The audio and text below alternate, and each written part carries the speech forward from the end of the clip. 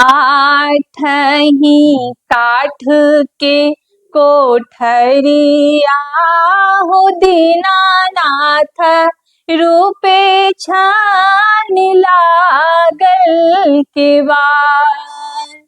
आठही काठ के कोठरिया हो दीनानाथ रूपे छानि लागल केवाड़। ताही ऊपर चढ़े सुतले हो दीनानाथ बाँझे केवड़वा धइले ठाड़। चदरा उघारी जब देखले हो दीनानाथ कौन संकट पड़ल तोहार।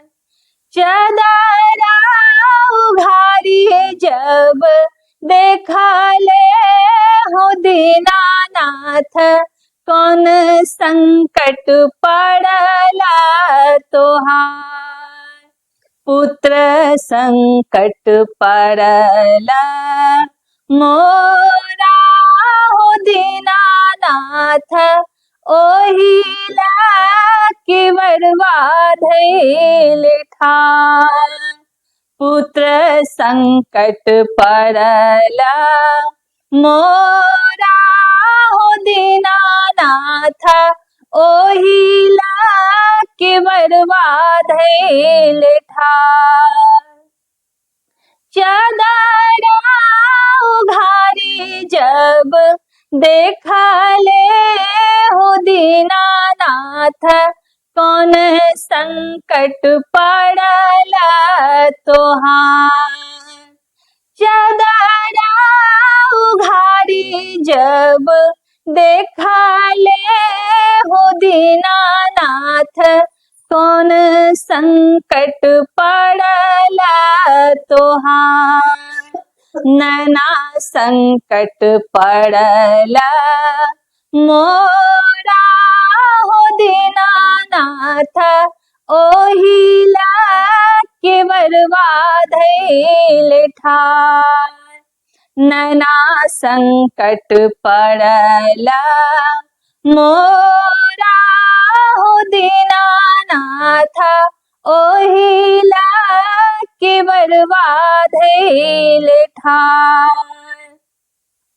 चदरा उघारी जब देखले हो दीनानाथ कौन संकट पड़ल तोहार।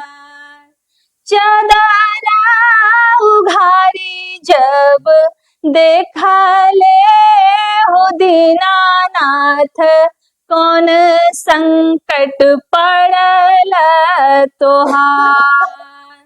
काया संकट पड़ल मोरा हो दीनानाथ ओहिला केवड़वा धइले ठाड़। काया संकट पड़ल मोरा हो दीनानाथ ओहिला केवड़वा धइले ठाड़।